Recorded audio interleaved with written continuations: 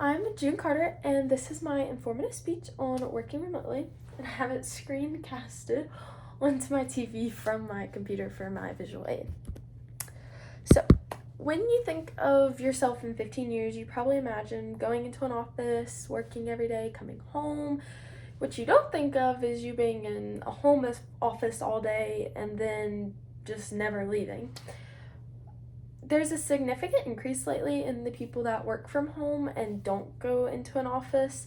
And although it's nice to be in the comfort of your own home, there's also many drawbacks, such as a decrease in productivity, mental health declining, and the lack of work relationships that are formed. So, our first drawback is a decrease in productivity. When you're working from home, there's tons of distractions all around you. Some individuals find it difficult to maintain enthusiasm and focus on tasks. Leaving your house in the morning allows for your brain to become to a different mindset. You're going somewhere. When you're at work, you're working hard. But sometimes when you're at home, there's other things to distract you. You may just want to go to the living room, watch TV. But when you go to an office, that just isn't an option for you. So going to work is able to keep you focused, engaged, stay on task, and once you get home, you can relax. A study was done and it compared those who went into an office and those who stayed home. And the group that stayed home was 18% less productive than those who went to an office and did their work there. This statistic just proves that it's more beneficial for employees to go somewhere and work rather than stay at home all day. By not going into an office, you're constantly looking around at like what needs to be done. Your mind trails off about you need to sweep the floors or vacuum or do something else that needs to be done. And this is where blurred lines become between work and home life, and they present a significant challenge for the person. Working remotely takes a lot of self-discipline if you're going to do it, because in an office it's easy to know, okay, I'm here, I'm going to work. But when you're at home, sometimes it's difficult. When am I going to start? When am I going to call it a day? So it's just, we see there's a decline in productivity because there's so many other factors when you're at your own home. Our second point is it is harder to form work relations.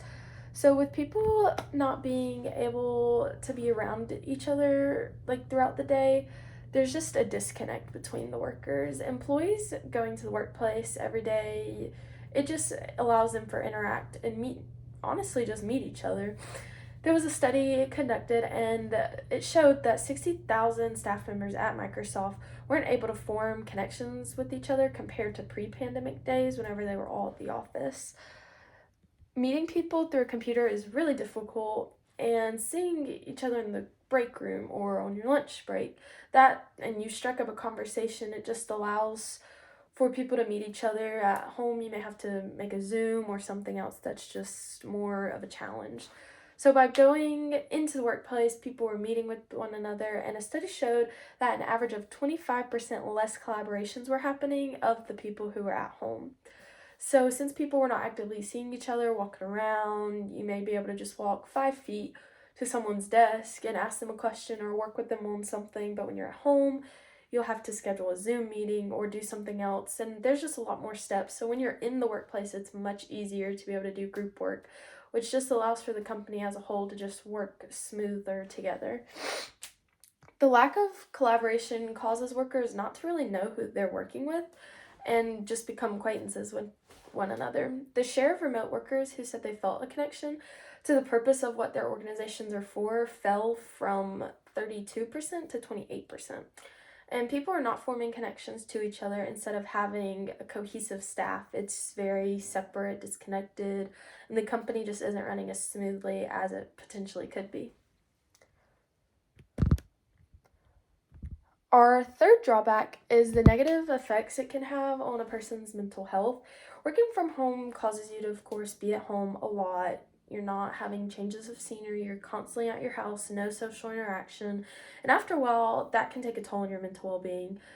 Without engaging with people around you throughout the day, employees working remotely may feel isolated, especially if they live alone. When COVID first happened, it was fun being at home, no responsibilities, but as weeks went by, it became difficult for me personally to be at home every day, not going anywhere, not seeing my school classmates, not seeing teachers.